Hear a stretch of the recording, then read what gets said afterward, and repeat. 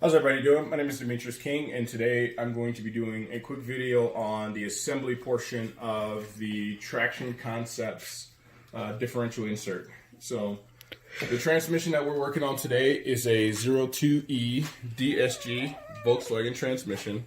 There are a ton of videos online on how to remove and tear down the transmission, so I won't go into that part, but I will go into what you get from Traction Concepts and how to assemble it. This is a beta kit, so it is a little bit, it is pretty new.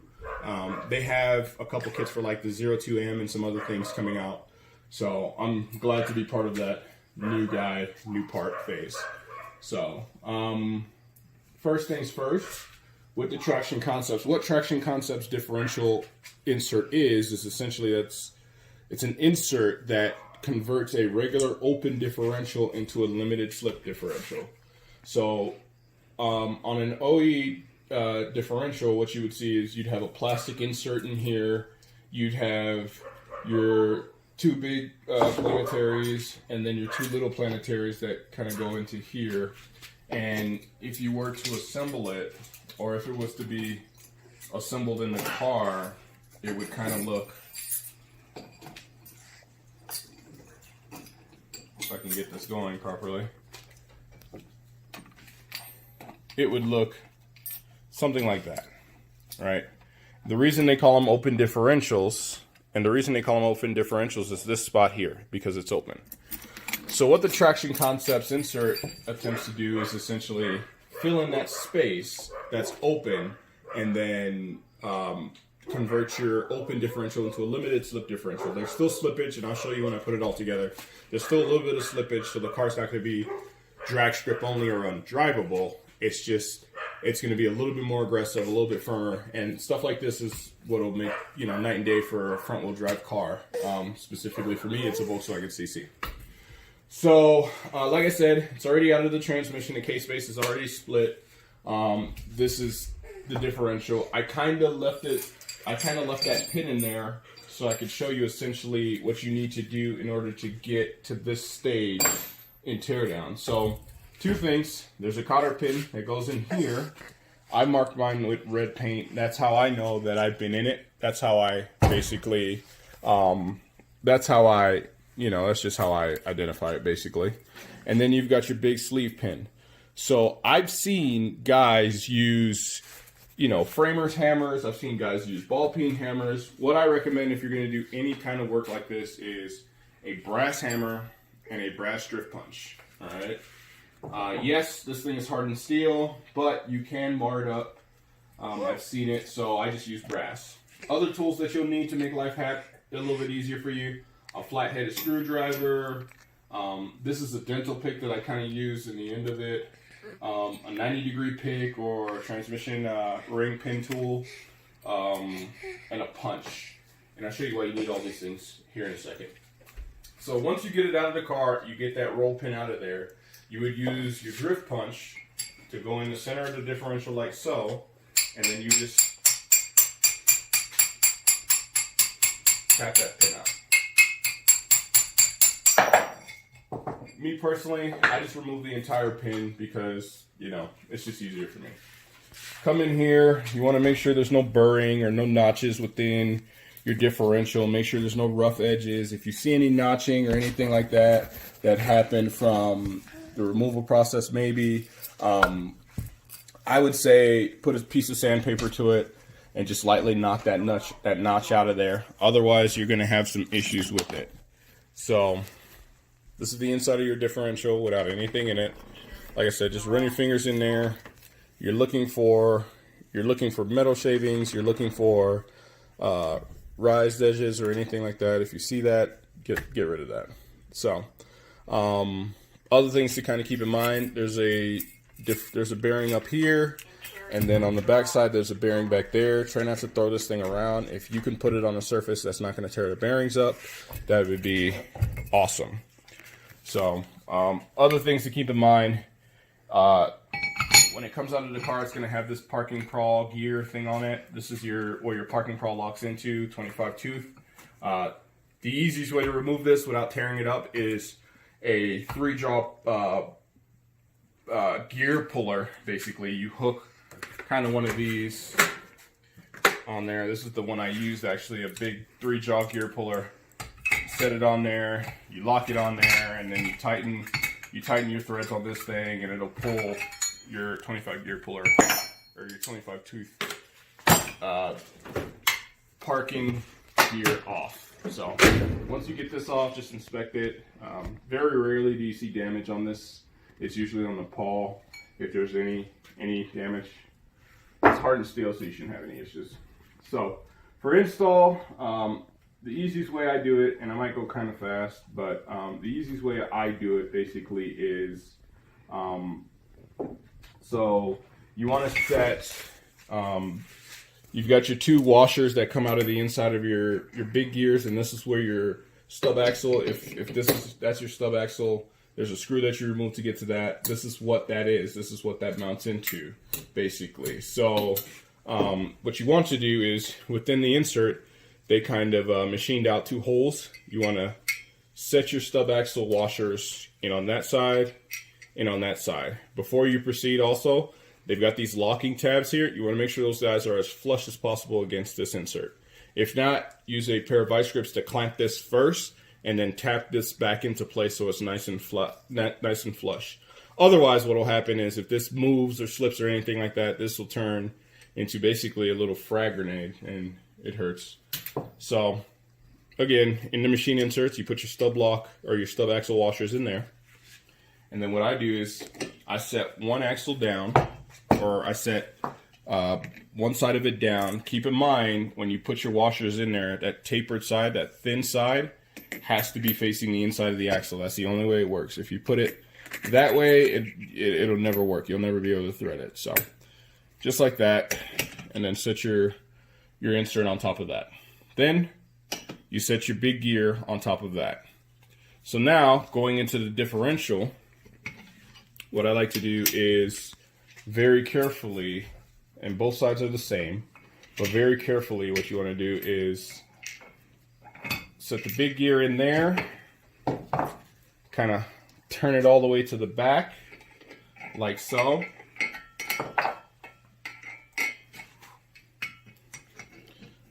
Put your insert in, turn it as far back as it'll go, and then slide your other gear in on top of that. And it may take a little bit of wiggling and a little bit of coercion, but if you do it right, what you will get, and this is the part that's important, is when you assemble this differential and when you remove it, it's very important to use the differential to your advantage. If you try to rock these gears in and hammer on them and stuff like that, you're going to do more damage than it's worth. So, insert the bottom one, roll it forward, put in the top one, make sure your mount is installed. And if you've done it correctly, that guy will not come back out. All right. So then part of the kit that they gave me, they removed my plastic sleeve in here and they gave me 2 metal slip washers.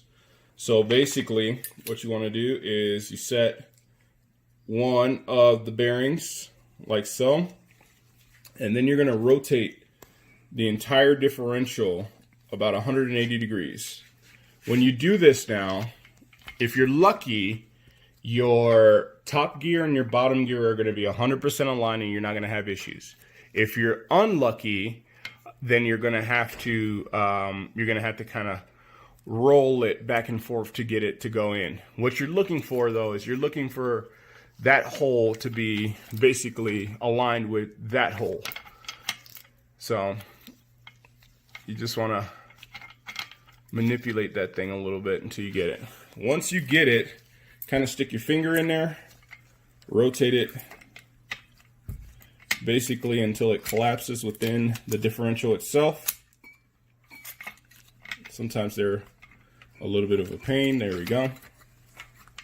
And if you have some gear oil or whatever the transmission fluid is that you use, you can lubricate this stuff to make it a little bit easier on yourself. All right, so same thing with this guy. I know it's going to come up.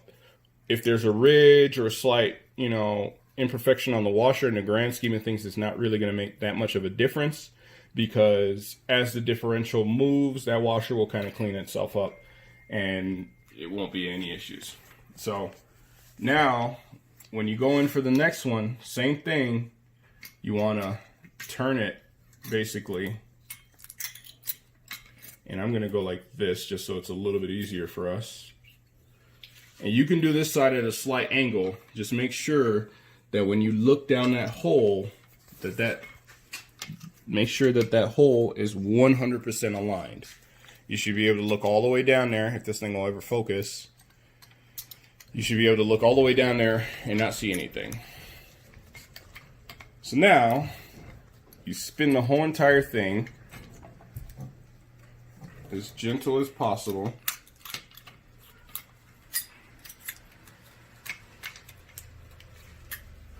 Until it's all nice and aligned. And sometimes it's a little bit difficult just because it's differential.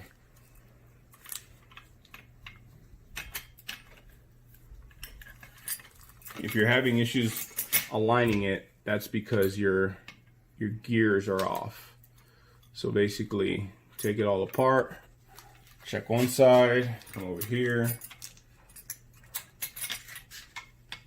check the other side.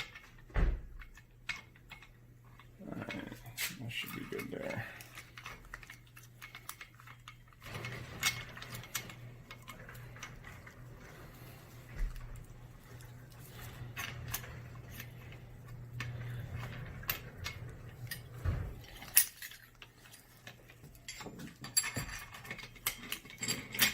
Sometimes it helps to have a reference.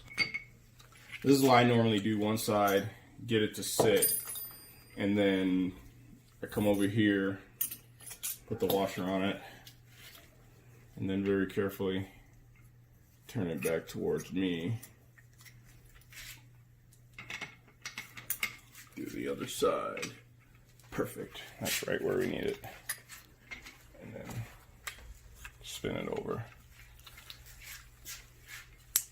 Alright, so if your differential is anything like mine, what you're going to see when you get all four of the cogs back in there is you're going to have two washers that are nowhere near where they need to be. So you can kind of see here, this one's kind of low, this one's kind of wherever it wants to be. That's where a 90 degree or something like that works. You come in this hole, and then you just basically roll that washer in place where it needs to be. And you'll do the same thing on that side. Now, if you've done this correctly, a couple of things to keep in mind. It goes, when this pin goes back in this differential, that hole has to be facing up or down, right? This pin doesn't matter, it's tapered inside there. If you drill this pin out, make sure you go all the way down into the actual differential itself, because there is a decent sized pin. It's a huge pin. I'll show you that pin here in a second.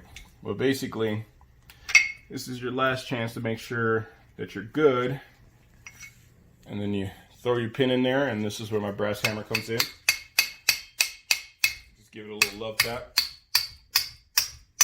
Right away, you'll know if you're doing the right thing, because it won't sound like it's metal. It will sound kind of hollow, and that's because you're basically going straight through the differential without binding. If you're binding, if you're finding yourself having to hammer on this thing, you're not installed correctly. Pull it all apart, adjust it, and you'll be fine. Let's see if this differential does it. If not, we'll talk about some. Yep, sure did. So you hear how it kind of solid, it got the impact got a little solid. Those little stub axle washers in there, one of them falls at any given time. So what will happen is when you go to drive this pin back in, you'll actually hammer up against the bottom of one of those washers, and it'll bottom out and won't go. So if you get to that point, the easiest thing I can tell you is you can either throw the stub axle back in the differential. There's a bolt that goes in there. Screw out one, put it on the side that, that basically leave it this way because you won't be able to thread this side. Pull the stub axle up a little bit, and that'll help you deal with that issue. Or what I do is I kind of just gently turn it on the side. So I turn it on the side, and that usually allows the washers to kind of just float in there, basically, and then you can drive the pin straight between that. So this is our last chance to make sure we're nice and aligned. Again, make sure your washer is good. And then on the inside of the differential, if your washer is good, that's kind of what it should look like in there. Basically, you'll see it just barely out. At this point, we're going to send it home. So we'll just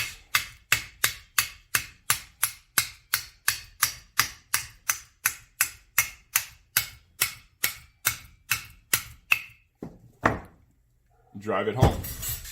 So, like I said, if you did this correctly, your washers will not move. You will not be able to do anything to those washers because now this is where they live, because it pins down through the center of that.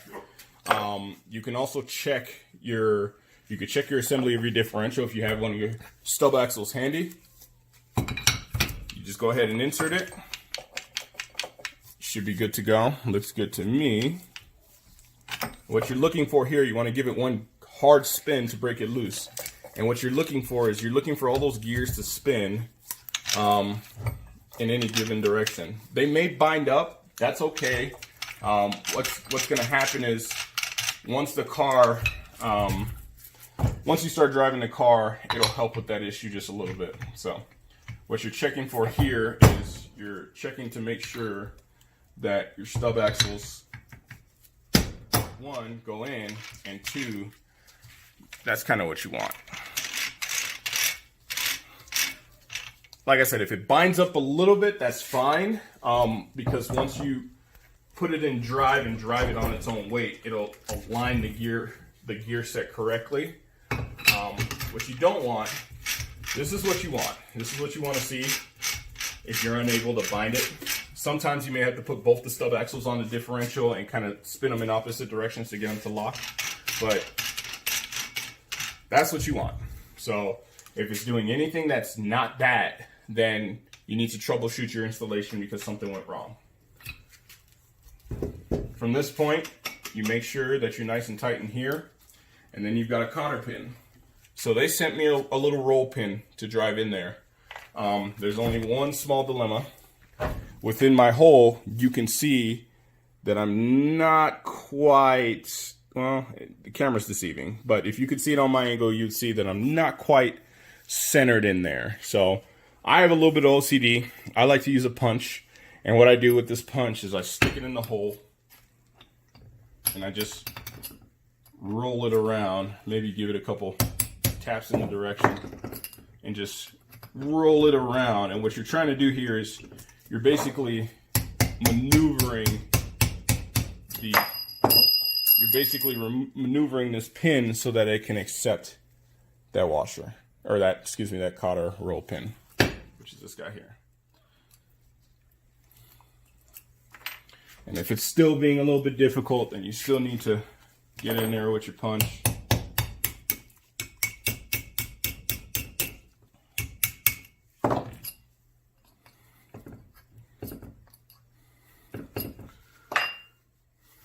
You should not have to drive the pin back out of the differential if you have a punch.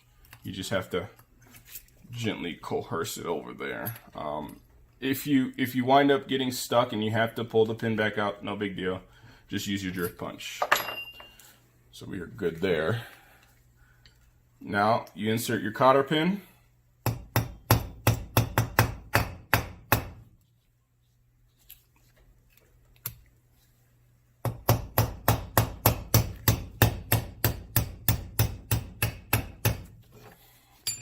Drift punch, flush, and that's all you need. The cotter pin needs a little bit of surface tension within the hole to keep it in its hole. That's why when I install it, I kind of let the roll pin sit slightly canted and then drive the pin down, and that's just enough friction to hold it in. If you're unsure, or if you're ever unsure about it, you can always drive a bigger roll pin in there. If you're ever concerned, the bigger the roll pin, the better off you're going to be. This will be more than what we need it to do. All right, so second to last step for us is going to be removing these kill me clips. So I'm going to use vice grips because they are, it's got a little bit of a textured tooth on there. Basically, what they would like you to do is actually go on the little pins and remove the pins that way. I'll be honest, I haven't had the greatest of success doing that. But let's see what we can do.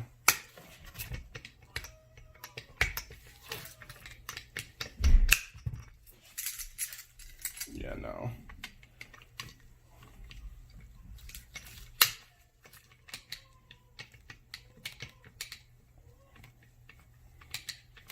Yeah, so you just kind of wiggle one of those pins out. Your vice grips are going to slip a couple of times during this procedure.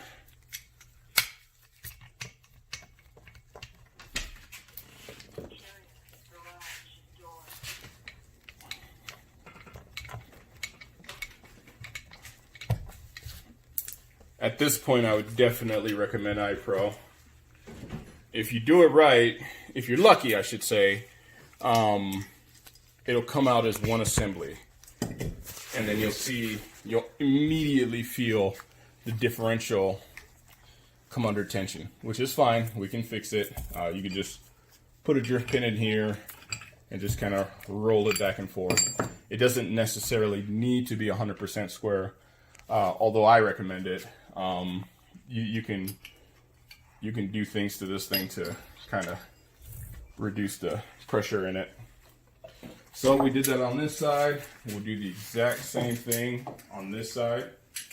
I'm going to try to go at it by removing just the actual bracket and see what I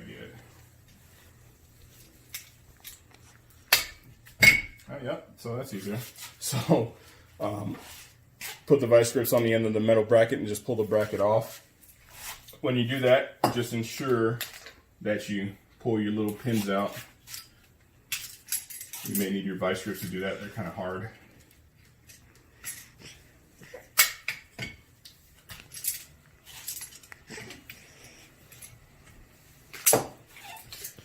All right.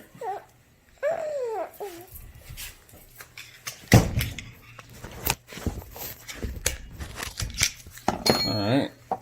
So to straighten up this axle now, because we're just a little bit crooked, one of the things that you can do to prevent it from doing this in general is put an axle on the top of it. But to straighten this thing up, we're just going to give it a little tap. Just a little tap. It's a brass hammer. This isn't going to hurt any of this.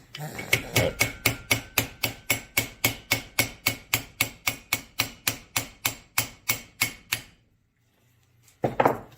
look down in there, and then to ensure that you're good enough for government work, throw the axle in there.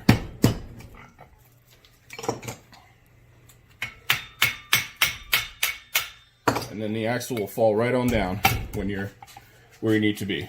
Now, once you pull those pins, you will not be able to turn this differential at all.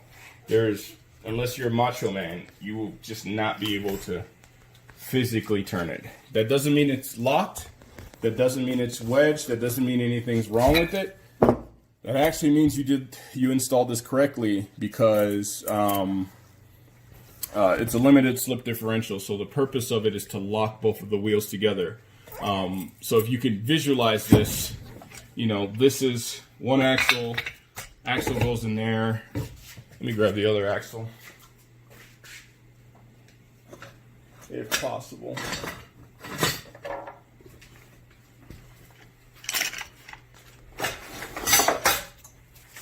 This is the other stub axle.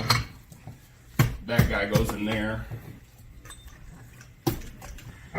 And this is what it looks like. So that limited slip differential is supposed to anchor these tires together with the springs that they have in there. Give you a little bit more off the line traction, because you're not losing traction on one side on one wheel.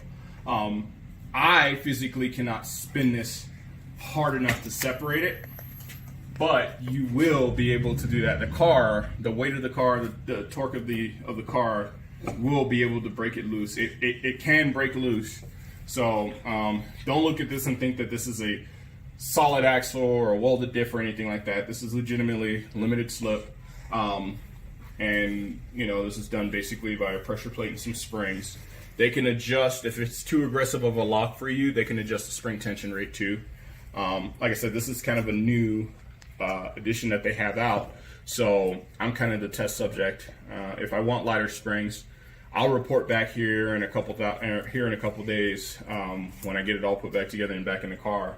I'll let you guys know if it's too much or not enough. I have a feeling that this is going to be just perfect. Like I said, I can't break it loose, so that's pretty awesome. But physics will tell you that this thing will be able to. It's basically a block. So eventually, what will happen is it'll spin the gears across the block, and then if it gets into a situation where it needs to, i.e., turning or something along those lines, it'll be able to break loose enough to allow you to turn. So you won't have one solid axle. But yeah, that's pretty much the Traction Concepts. I'm gonna put a link in the description for their products so you can do some research. If you have any questions, go ahead and email them. They're pretty friendly. They're down in Florida.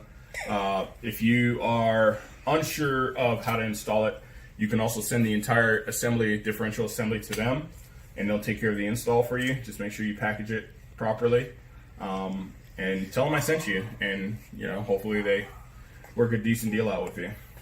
Last thing you need to do is put the parking prowel on that. I'll save you guys that because that's pretty common sense. You line the teeth up, and then if you have a press and a big bushing, basically, you would use that. If you're like everyone else out of their garage, you would basically hammer down one side, hammer down the other side. I'm going to install this another day, but I'm also going to do it a little bit different. I'm going to heat it up before I install it, just so that it's a little bit softer. That way I'm not just bashing on this thing and gashing it up. They tend to do a little bit better when you heat them up, but that's pretty much it. That's your Traction Concepts LSD insert. It's a tested, tried and true product. I've done a lot of research on them, and I really like what I see. And like I said, they were really friendly and really helpful. So if you guys have any questions, go ahead and leave them in the comments. Thank you.